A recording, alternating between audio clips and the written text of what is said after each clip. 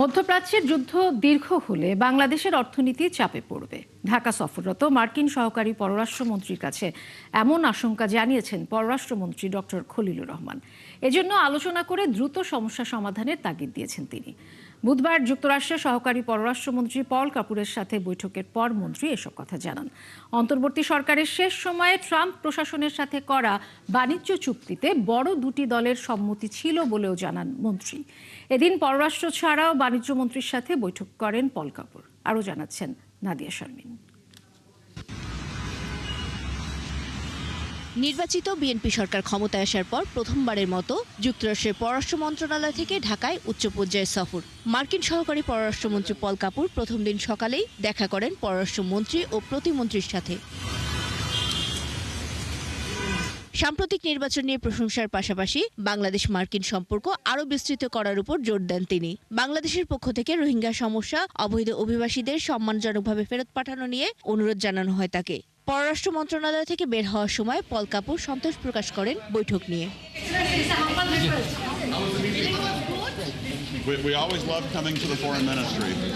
বৈঠক শেষে গণমাধ্যমের মুখোমুখি হয়ে পররাষ্ট্রমন্ত্রী জানান, যুক্তরাষ্ট্রের বাণিজ্য চুক্তিটি বর্তমান সরকারের সবার আগে বাংলাদেশ নীতির সাথে সাংঘর্ষিক নয়। সেটার ব্যাপারে উনি ইতিমধ্যে আশ্বস্ত হয়েছে যে বাংলাদেশ সরকার এটার ইমপ্লিমেন্টেশন অব্যাহত রাখবে। নতুন ট্যারিফ হবে সেটার জন্য 19 না হয়ে আরও কিছু কম হয়, তো সেই আবেদনটা আমরা করেছি। ইউএস ট্রেড রিপ্রেজেন্টেটিভ আমাদের প্রধান দুটি দলের প্রধানের সঙ্গে নির্বাচনের আগেই কথা বলেছে এবং তারাও এতে সম্মতি দিয়েছিলেন। সুতরাং এমন না যে এইটা আমরা অন্ধকারে করেছি। এখন আমরা ডিভিশনে যাইনি, সরকার ইচ্ছা করে রিভিউ করতে পারে। আর এক্সিট ক্লাস হচ্ছে 60 ডে আপনার নোটিশ দিয়ে বেরিয়ে যেতে পারে। মধ্যপ্রাচ্যের যুদ্ধ নিয়েও আলোচনা হয়েছে বৈঠকে। আমি উল্লেখ করেছি তার কাছে যে ইতিমধ্যেই 2 জন বাংলাদেশি এতে মারা গেছেন, 7 জন বাংলাদেশে আহত হয়েছেন। এই যুদ্ধ যদি দীর্ঘতর হয়, বিস্তৃত হয়, তাহলে এই সংখ্যা বাড়তে পারে। তার চেয়ে এবং একই সঙ্গে আমাদের মতন দেশের পক্ষে এই যুদ্ধের যে অর্থনৈতিক প্রতিক্রিয়া হবে সেটা বহন করা দুঃসাধ্য। আমরা তাকে বলেছি যত দ্রুত সম্ভব আলোচনার মাধ্যমে এবং কূটনীতিকে একটা অপরচুনিটি দিয়ে এই সংঘাত, এই সমস্যা যেন সমাধান করার জন্য তারা প্রচেষ্টা করে। পররাষ্ট্রমন্ত্রী জানান, ভূরাজনীতি বা সামরিক সহযোগিতা নিয়ে তেমন কোনো আলোচনা হয়নি। আমার সঙ্গে সামরিক কোঅপারেশন নিয়ে কোনো আলোচনা হয়নি। এদিকে সচিবালয়ে বাণিজ্য মন্ত্রীর সাথে বৈঠক করেন পল কাপুর। পরে বাণিজ্য চুক্তির বিষয়ে মন্ত্রী জানান, এর কোনো ধারা নিয়ে যে কোনো সময় আলোচনা করতে পারে উভয় পক্ষ। চুক্তি তো একটা হয়েছে, এখানে তো সিদ্ধান্তের কিছু নাই। এই চুক্তি তো মার্কিন যুক্তরাষ্ট্র এবং বাংলাদেশ 2 সরকারের মধ্যে চুক্তি হয়েছে, এটা তো রাষ্ট্রীয় চুক্তি। সুতরাং এই চুক্তিতে যদি আপনারা কোনো কিছু দেখেন, খারাপ দেখেন, সেটা আমাদের কাছে উত্থাপন করবেন। আমরাও দেখছি, আমাদের কাছে এখন পর্যন্ত সেরকম কিছু প্রতীয়মান হয় নাই। তিনি বলেন, চুক্তির ফলে ভবিষ্যতে 2 দেশের বাণিজ্যিক সম্পর্ক আরও জোরদার হতে পারে। আমি এটিকে হোলসেল নেগেটিভ বা হোলসেল পজিটিভ এই দৃষ্টিকোণ থেকে এখনো এইভাবে দেখছি না। এটি একটা চুক্তি হয়েছে, এটি একটি বাস্তবতা। আমরা আজকের দিনে এই পর্যন্তই থাকি। নাদিয়া শারমিন, 71, ঢাকা। মধ্যপ্রাচ্যের যুদ্ধে জ্বালানি সংকটে পড়তে যাচ্ছে বাংলাদেশ। বর্তমানে জ্বালানি তেলের যে মজুদ আছে তা দিয়ে মাসখানেক চলবে বলে জানালেন বিদ্যুৎ ও জ্বালানি মন্ত্রী ইকবাল হাসান মাহমুদ টুকু। তিনি জানান, বিকল্প উপায়ে সংকট সমাধানের চেষ্টা চলছে। মার্কেটে আলোকসজ্জা সীমিত করা, ব্যক্তিগত পরিবহন কম ব্যবহার সহ জ্বালানি সাশ্রয়ের আহ্বান জানান মন্ত্রী। শারমিনীরা রিপোর্ট। ক্ষেপণাস্ত্র আর গোলাবারুদের আঘাতে জ্বলছে মধ্যপ্রাচ্য, যার উত্তাপ ছড়িয়ে পড়েছে গোটা বিশ্বে। আরব দেশগুলো থেকে বন্ধ জ্বালানি উত্তোলন ও পরিবহন, ফলে বিশ্ববাজারে বেড়েছে তেল ও গ্যাসের দাম, যার ধাক্কা লেগেছে বাংলাদেশেও। বুধবার সচিবালয়ে মন্ত্রী জানান, দেশে জ্বালানি তেল ও গ্যাসের যে মজুদ আছে তা দিয়ে এই মাস চলবে। তবে যুদ্ধ দীর্ঘ হলে বাড়বে সংকট। যুক্তরাষ্ট্র, ইন্দোনেশিয়া সহ বিকল্প বাজার থেকে জ্বালানি কেনার চেষ্টা চলছে বলেও জানান তিনি। যুদ্ধ যতদিন থাকবে ততদিন তো এই ক্রাইসিস থাকবে। তারপরেও আমরা যাতে ঘুরে টুরে আনানো যায়, যেসব সোর্স আছে সেসব ট্যাপ করছি। আমরা স্পট পারচেসে গেছি, স্পট পারচেস সেরকম রেসপন্স পাচ্ছি না। আমরা সব মিলিয়ে এটা যুদ্ধ, তো ক্রাইসিস, তো আমরা বলতে পারো যে আমরা ক্রাইসিস ম্যানেজমেন্ট করছি এখন। এই অবস্থায় জ্বালানি ব্যবহারে সাশ্রয়ী হবার আহ্বান জানিয়েছে সরকার। মার্কেটের আলোকসজ্জা সীমিত, ব্যক্তিগত গাড়ি কম ব্যবহার সহ নানা উদ্যোগ নেওয়া হচ্ছে বলেও জানান মন্ত্রী। সাপ্লাই লাইন স্লো হয়ে গেছে। যা আছে সেইটাই আমরা সাশ্রয়ভাবে ব্যবহার করব। এর জন্য দেশের মানুষকেও, জনগণকেও, নাগরিককেও এটাকে বুঝতে হবে, বুঝে আমাদের সাথে সহযোগিতা করতে হবে এবং অপচয়টা বন্ধ করতে হবে। এই যে এখন মার্কেটগুলোতে আলোকসজ্জা করা, পৃথিবীতে যুদ্ধ চলছে, এর মধ্যে আলোকসজ্জা করার প্রয়োজন নাই। এ সময় অভিযোগ করেন জ্বালানি তেল ভারতে পাচার হচ্ছে, যা বন্ধে সীমান্তে কঠোর বার্তা দেওয়া হয়েছে। আমরা অল ডিসিদেরকে, বর্ডার এরিয়ার ডিসিকে বলে দিচ্ছি ইয়েতে, এবং ওই এরিয়াতে আমরা ডিজেল বিক্রিতে রেশনিং করতেছি। শারমিন নীরা, ৭১, ঢাকা। 25 কোটি বৃক্ষরোপণের লক্ষ্যে আগামী মে মাস থেকে সারা দেশে গাছের চারা লাগানো শুরু করবে সরকার। বুধবার সচিবালয়ে প্রধানমন্ত্রীর সঙ্গে বৈঠক শেষে এ তথ্য জানান পরিবেশ, বন ও জলবায়ু পরিবর্তন বিষয়ক মন্ত্রী আব্দুল আউয়াল মিন্টু। এদিকে পয়লা বৈশাখ থেকে 9টি উপজেলায় পরীক্ষামূলকভাবে কৃষক কার্ড দেওয়া হবে বলে জানিয়েছেন কৃষিমন্ত্রী আমিনুর রশিদ। বুধবার সচিবালয়ে প্রধানমন্ত্রীর সাথে বৈঠক শেষে তারা এসব কথা জানান। শারমিন নীরার আরেকটি রিপোর্ট। বিএনপির নির্বাচনী ইশতেহার বাস্তবায়নে সংশ্লিষ্ট মন্ত্রণালয়ের সাথে বৈঠক করে কর্মপরিকল্পনা ঠিক করছেন প্রধানমন্ত্রী তারেক রহমান। এর ধারাবাহিকতায় বুধবার মন্ত্রিপরিষদ বিভাগে 5 বছরে 25 কোটি বৃক্ষরোপণ সংক্রান্ত সেলের কার্যক্রমের অগ্রগতি জানান তিনি। বৈঠক শেষে বন ও পরিবেশ মন্ত্রী জানান, আসছে মে মাস থেকে বছরে 5 কোটি গাছের চারা লাগানোর কর্মসূচি শুরু হতে যাচ্ছে। মে মাস থেকে আমাদের এই বৃক্ষরোপণ শুরু। তো আমরা চাচ্ছি যে এবছরে আমরা যেন 5 কোটি পূরণ, সেটা নিয়ে আমরা বিস্তারিত, গাছ লাগালেও তো দূষণ কমবে। পরে কৃষক কার্ড কর্মসূচির অগ্রগতি নিয়েও বৈঠক করেন প্রধানমন্ত্রী। বৈঠক শেষে কৃষিমন্ত্রী আমিনুর রশিদ জানান, পহেলা বৈশাখের মধ্যে 9টি উপজেলায় কৃষক কার্ড বিতরণের পাইলট প্রকল্প চালু হবে। কার্ডের মূল উদ্দেশ্য যেটা আছে সেটা হলো উৎপাদন, ভোক্তা, কৃষি জমি, কৃষির পণ্য, ভ্যারাইটি সব কিছু যেন আমরা নিয়মতান্ত্রিকভাবে কৃষক পেতে পারে এবং গভর্নমেন্টের কাছে যেন সমস্ত তথ্য সঠিকভাবে আসে। এদিকে স্বাস্থ্যমন্ত্রী ও সংশ্লিষ্টদের সাথে বৈঠক করেন প্রধানমন্ত্রী তারেক রহমান। সরকারি বিভিন্ন পরিত্যক্ত ভবনে স্বাস্থ্যকেন্দ্র করার নির্দেশ দেন তিনি। একই সাথে সারা দেশে 1 লাখ স্বাস্থ্যকর্মী নিয়োগ ও হেলথ কার্ড চালু করতে স্বাস্থ্যমন্ত্রীকে দায়িত্ব দিয়েছেন প্রধানমন্ত্রী। এদিকে প্রধানমন্ত্রীর 2 জন রাজনৈতিক উপদেষ্টা নজরুল ইসলাম খানের দায়িত্ব বাড়িয়ে কৃষি ও রুহুল কবির রিজভীকে শিল্প মন্ত্রণালয়ে অতিরিক্ত দায়িত্ব দেওয়া হয়েছে। এছাড়া প্রতিমন্ত্রী জুনায়েদ সাকিকে অর্থ পরিকল্পনা থেকে শুধু পরিকল্পনায় এবং ববি হাজ্জাজকে শিক্ষা থেকে শুধু প্রাথমিক ও গণশিক্ষা মন্ত্রণালয়ের দায়িত্ব দেওয়া সহ 8 প্রতিমন্ত্রীর দায়িত্ব কমিয়ে নতুন করে দফতর বন্টন করে প্রজ্ঞাপন জারি করেছে মন্ত্রিপরিষদ বিভাগ। শারমিন নীরা, ৭১, ঢাকা। সন্ত্রাসী ও চাঁদাবাজদের তালিকা তৈরি করে দ্রুত গ্রেপ্তারের নির্দেশ দিয়েছেন স্বরাষ্ট্রমন্ত্রী সালাউদ্দিন আহমদ। ঢাকা মহানগর পুলিশের সদর দপ্তরে পুলিশের ঊর্ধ্বতন কর্মকর্তাদের সাথে বৈঠকে তিনি এই নির্দেশ দেন। এছাড়া ঢাকার যানজট নিরসনে মূল সড়ক থেকে ধাপে ধাপে অটোরিকশা সরানোর কাজ শুরু হয়েছে বলেও জানান স্বরাষ্ট্রমন্ত্রী। আরও জানাচ্ছেন আশিক মাহমুদ। দায়িত্ব নেওয়ার পর সকালে প্রথমবারের মতো ঢাকা মেট্রোপলিটন পুলিশের সদর দপ্তর পরিদর্শনে যান স্বরাষ্ট্রমন্ত্রী সালাউদ্দিন আহমদ। এ সময় তাকে গার্ড অফ অনার দেওয়া হয়। পরে পুলিশের ঊর্ধ্বতন কর্মকর্তাদের নিয়ে বৈঠকে বসেন স্বরাষ্ট্রমন্ত্রী। দীর্ঘ বৈঠক শেষে গণমাধ্যমের মুখোমুখি হন তিনি। জানান, চাঁদাবাজ ও সন্ত্রাসীদের তালিকা তৈরি করে দ্রুত তাদের গ্রেপ্তারের নির্দেশ দিয়েছেন তিনি। আমরা খুব শিগগির দেশব্যাপী, বিশেষ করে ঢাকা থেকে আমরা শুরু করব। আমরা চাঁদাবাজদের তালিকা প্রস্তুত করে সেই হিসাবে তাদেরকে আইনে আওতায় নিয়ে আসার ব্যবস্থা করব খুব শিগগির। 2, যারা অস্ত্রধারী, সন্ত্রাসী, দাগী আসামি, যারা সমাজে বিশৃঙ্খলা সৃষ্টি করছে, তাদের একটি তালিকা প্রণয়ন করা হচ্ছে। সেটা নির্মোহভাবে তালিকা প্রণয়ন করা হচ্ছে এবং আনবায়াস তালিকা প্রণয়ন করা হচ্ছে, সেটা আমরা আহমদ বলেন, ঢাকার যানজট নিরসনে মূল সড়ক থেকে ধাপে ধাপে অটোরিকশা সরানোর কাজ শুরু হয়েছে। আজকে আমরা বলেছি পরীক্ষামূলকভাবে উত্তরা থেকে, যেটা এয়ারপোর্ট রোড থেকে শুরু করে এই বিআইপি রোড হয়ে সচিবালয় হয়ে এই রোডটা, যেটাকে আমরা বিআইপি রোড হিসাবে জানি, এইখানে প্রাথমিকভাবে আমরা এই চলাচলগুলো সীমিত করব, নিয়ন্ত্রণ করব ব্যাটারি চালিত গাড়ি। তারপর পরীক্ষামূলকভাবে আরেকটাতে যাবো গ্রাজুয়ালি। এইভাবে আমরা যানজট মুক্ত হওয়ার চেষ্টা করব। বিগত সময়ে ফ্যাসিবাদী শাসন ব্যবস্থার কারণে পুলিশ সদস্যদের কপালে কালো দাগ লাগে এমন উল্লেখ করে মন্ত্রী বলেন, কেউ পুলিশ বাহিনীকে আর নিজেদের হাতিয়ার হিসেবে ব্যবহার করতে পারবে না। প্রতিষ্ঠান হিসাবে তাদের কপালে যে অতীতে কালিমা লেপন করে দেওয়া হয়েছিল, সেজন্য তারা নিজেরা দায়ী নয়। একটা ফ্যাসিবাদী রেজিমের কারণে কিছু সংখ্যক লোক সেই কর্মকাণ্ড চালিয়েছে।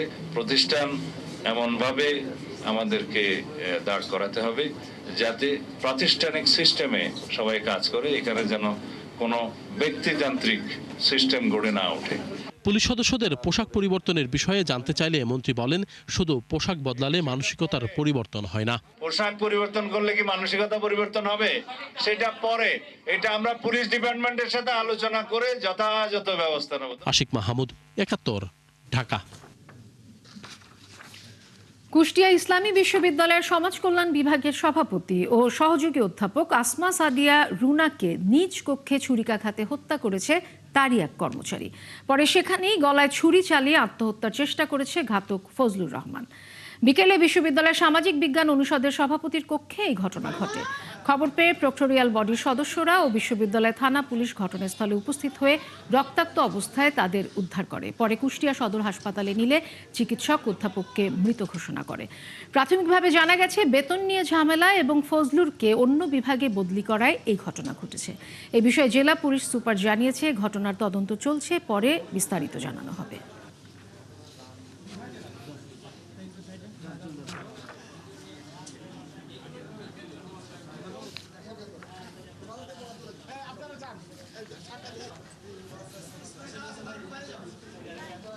ঢাকাবাসীর সুপেয় পানি নিশ্চিত করতে ঢাকা ওয়াসার কর্মকর্তাদের দায়িত্বশীল হতে হবে। একই সাথে চলমান প্রকল্পগুলোর কার্যকারিতা খতিয়ে দেখার তাগিদ দিয়েছেন স্থানীয় সরকার মন্ত্রী মির্জা ফখরুল ইসলাম আলমগীর।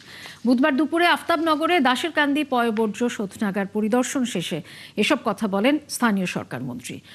সংযোগ লাইন ছাড়া দাসেরকান্দি পয়ঃবর্জ্য শোধনাগার নির্মাণ করায় বিস্ময় প্রকাশ করেন মির্জা ফখরুল ইসলাম আলমগীর। বলেন, ভূগর্ভস্থ পানি তোলার মাধ্যমে ঢাকা শহরে হুমকির মুখে ঠেলে দেওয়া বন্ধ করতে হবে।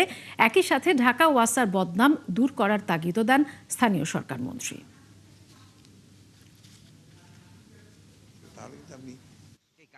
টোটাল এভালুয়েশন আপনাদের দরকার, সামগ্রিক সব কিছু নিয়ে, না হলে আপনি এটা বাঁচাতে পারবেন না। তো ভয়ঙ্কর অবস্থা, situation is.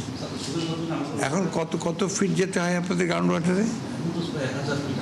1000 feet. My goodness. আপনারা এগুলো একটু নোট করেন please, take note of all this things. এবং আপনার নেক্সট মিটিংয়ে যখন বসবেন মিনিস্ট্রিতে, আমি চাইবো যে এই জিনিসগুলো আপনারা একটু রেডি করবেন, আমি নিজেও থাকবো ওখানে। বর্তমান সরকারের কাজ বাধাগ্রস্ত করতে ইসলামের শত্রুরা নানা ষড়যন্ত্র করছে বলে অভিযোগ করেছেন ধর্মমন্ত্রী কাজী শাহ মোয়াজ্জেম হোসেন কায়কোবাদ। ছাত্রদলের আয়োজনে কোরআন তেলাওয়াত প্রতিযোগিতায় অংশ নিয়ে তিনি বলেন, জিয়াউর রহমান ও খালেদা জিয়ার মতো তারেক রহমানও আলেমদের জন্য কাজ করছেন। কওমি মাদ্রাসাকে সার্বিক সহায়তার আশ্বাসও দেন মন্ত্রী। মাহিলা ইসলামের রিপোর্ট। পবিত্র মাহে রমজান উপলক্ষে ছাত্র দলের আয়োজনে এই হিফজুল কোরআন ও কোরআন তেলাওয়াত প্রতিযোগিতার গ্র্যান্ড ফাইনাল।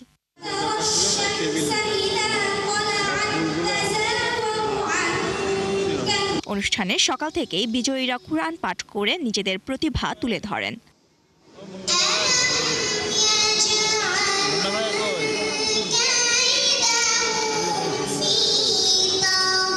অনুষ্ঠানে আয়োজক ছাত্রদলের সভাপতি রাকিবুল ইসলাম রাকিব বলেন, এখন থেকে শিক্ষামূলক সকল কাজ করবে ছাত্রদল। আমরা কথা দিচ্ছি, ছাত্র সমাজকে কথা দিচ্ছি, সাধারণ শিক্ষার্থীদের জন্য আমরা এভাবে আগামীতে আরো বেশি যুগোপযোগী অনেক কর্মসূচি চালু করবে ইনশাআল্লাহ। এবং আমরা প্রত্যাশা করছি আমাদের এই যে আয়োজন বিগত সময়ে শুরু হয়েছে এর ধারাবাহিকতা থাকবে। আপনারা নিশ্চয় অবগত রয়েছেন, জানেন সবাই, শহীদ রাষ্ট্রপতি জিয়াউর রহমান আমলে এই প্রতিযোগিতা শুরু হয়েছিল। দেশনেত্রী বেগম খালেদা জিয়ার আমলে এটি ধারাবাহিকতা ছিল এবং সর্বশেষ তাদের সুযোগ্য উত্তরসূরি মাননীয় প্রধানমন্ত্রী জনাব তারেক রহমান একক পৃষ্ঠপোষকতায় আমরা ছাত্রদলের আজকের এই হিফজুল কোরআন তেলাওয়াত প্রতিযোগিতা প্রতিযোগিতার আয়োজন সম্পন্ন করতে পেরেছি। এ সময় বায়তুল মোকাররম জাতীয় মসজিদের খতিব মুফতি আব্দুল মালিক বিশেষ অতিথি বক্তব্যে ইসলাম ও জ্ঞানের চর্চা বাড়ানোর তাগিদ দেন।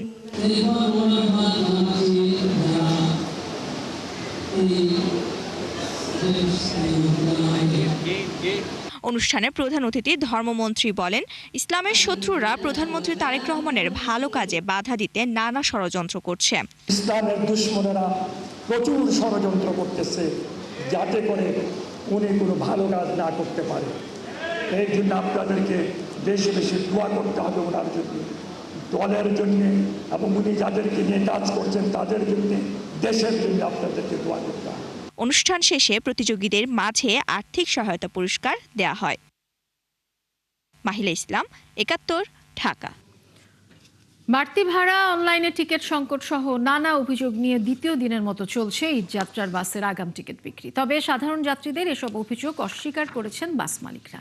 অন্যদিকে অনলাইনে টিকিট, ট্রেনের টিকিট ফুরিয়ে যাচ্ছে দ্রুত। শাহরিয়ার ইমতিয়াজের প্রতিবেদন।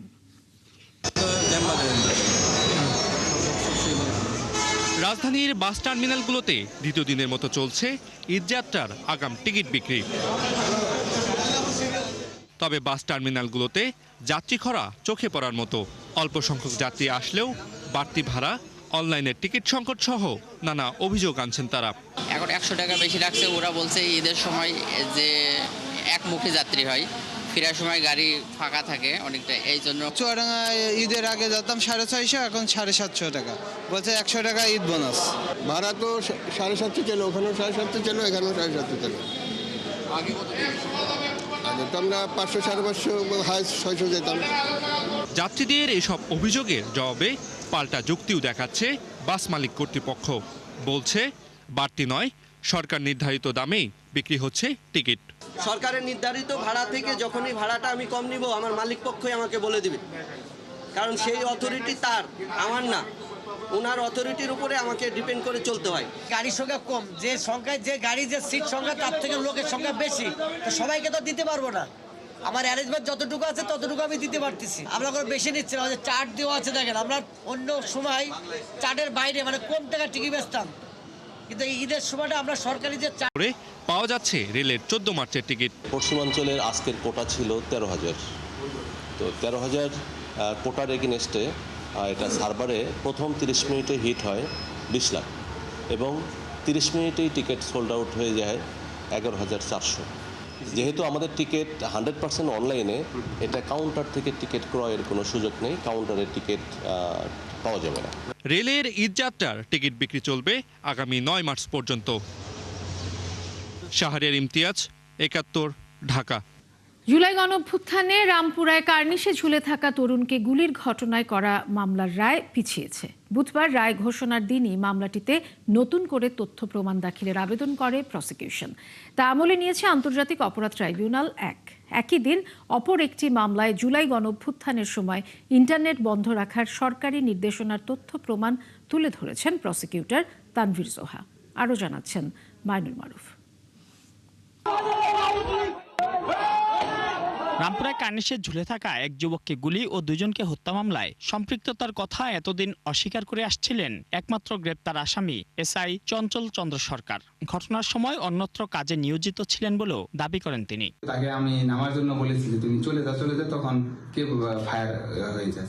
তবে রায় ঘোষণার দিনই মামলায় আসে নতুন মোড়। একটি ভিডিওতে দেখা যায় চঞ্চল চন্দ্র সরকার স্বীকার করছেন আমির হোসেনকে তিনি গুলি করেছেন। প্রসিকিউশনের দাবি, এই ভিডিও সহ মামলার গুরুত্বপূর্ণ প্রমাণ তাদের হাতে এসেছে। এ অবস্থায় অতিরিক্ত তথ্য প্রমাণ দাখিলের সুযোগ চেয়ে রায় পেছানোর আবেদন করে প্রসিকিউশন। একটা ভিডিও রেকর্ডিং আছে যে আসামি চঞ্চল সরকার, না চঞ্চল চন্দ্র সরকার, তার একটা এক্সট্রা জুডিশিয়াল কনফেশন আছে। এরকম একটি শক্ত সাবুত এভিডেন্স যেটা আমরা না দেওয়ার কারণে আমার কাছে মনে হচ্ছে যে এটা আমাদের দেওয়া প্রয়োজন। সেই কারণে আজকে আমরা আদালতের কাছে, ট্রাইব্যুনালের কাছে আমরা আবেদন জানিয়েছি। একই দিন জুলাই ইন্টারনেট বন্ধ করে গণহত্যার অভিযোগে দায়ের করা মামলায় সাক্ষ্য দেন বিশেষ তদন্ত কর্মকর্তা ও প্রসিকিউটর তানভীর হাসান জুহা। তিনি বলেন, ইন্টারনেট বন্ধে সরকারের সরাসরি নির্দেশনার প্রমাণ পাওয়া গেছে এবং তা ট্রাইব্যুনালে উপস্থাপন করা হয়েছে। তবে অভিযোগ অস্বীকার করেছেন আসামি পক্ষের আইনজীবী।